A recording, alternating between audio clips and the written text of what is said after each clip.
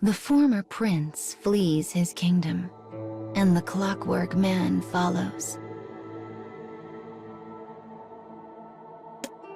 Danger pursues them like a hooded wraith, the rising sun of each day drawing back the curtain on a new fevered dream of horror.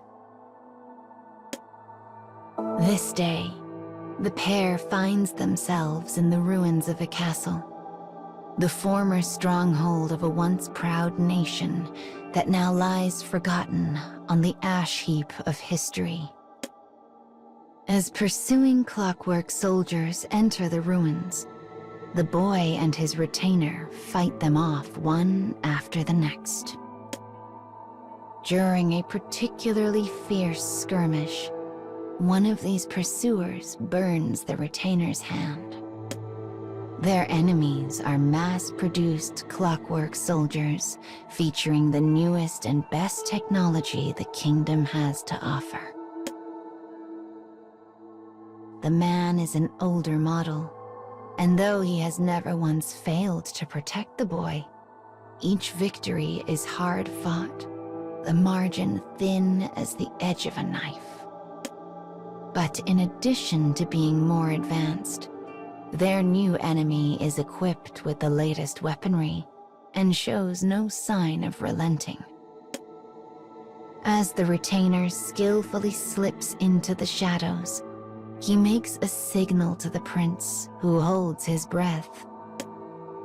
Their window for victory is a hair, an eyelash, a whisper. The moment the enemy turns his back, the retainer dashes forward.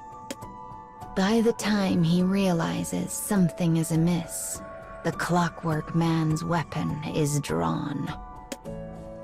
The dry crack of a gunshot echoes around the crumbling walls of the ruins.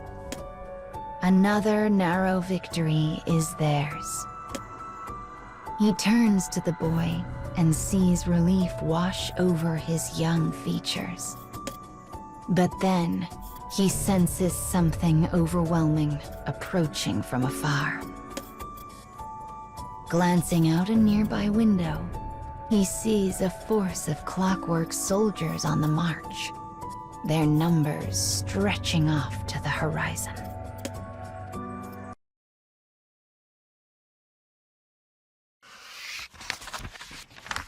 The former prince and the clockwork man hide themselves near the castle rear gate to discuss strategy. The man suggests a ruse wherein he draws the enemy's attention so the boy might escape. But the prince will not hear of it. No, I won't leave you to die. We fight together.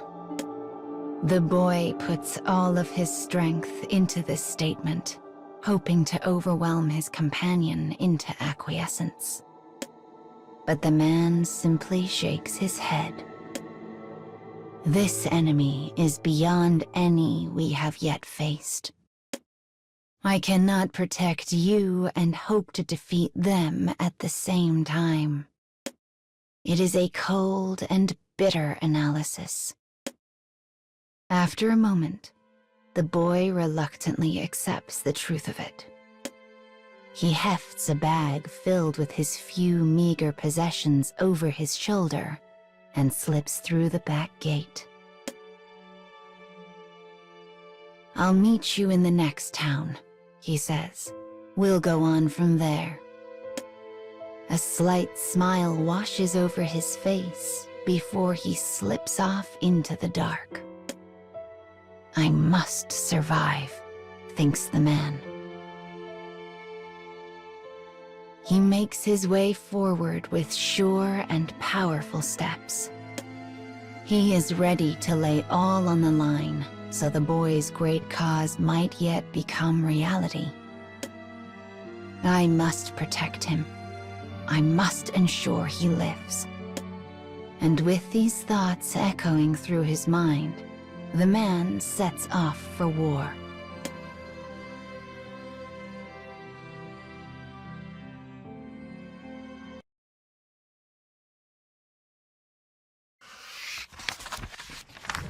The castle ruins are a fog of gunpowder haze and flying lead.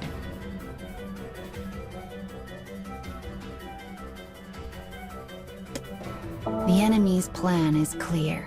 Strike fast and hard, and damn their own losses. Their numbers are staggering. Their power unimaginable.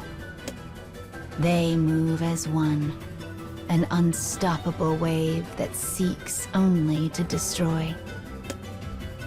Bullets enough to blot out the sun fly over the man's position without pause. He is badly injured and bleeding from countless wounds. But he has learned many things on his travels and possesses knowledge his enemies do not. He knows things, ways to escape situations that would prove fatal for any other. So as the bullets rage, a desperate flame sparks to life in the deepest part of his soul, and he redoubles his efforts. Finally, silence descends over the ruins, leaving only the hollow click of his own gun as it cycles one final time through a now empty chamber. Before him lies a mountain of motionless clockwork soldiers. He is near the edge of exhaustion, the edge of death, and yet, somehow, he has won. A beat. He is a moment too slow.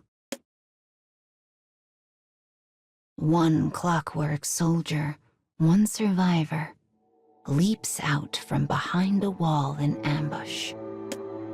The enemy aims his weapon at the small spot between the man's eyes.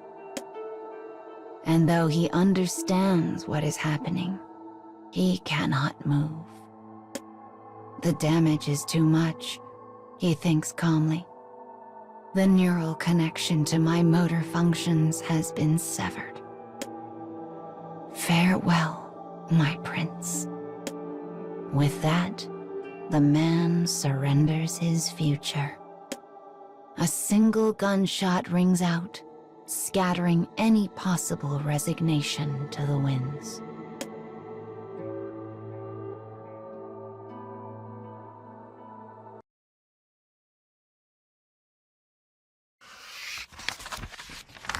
The bullet leaves the chamber and enters the heart.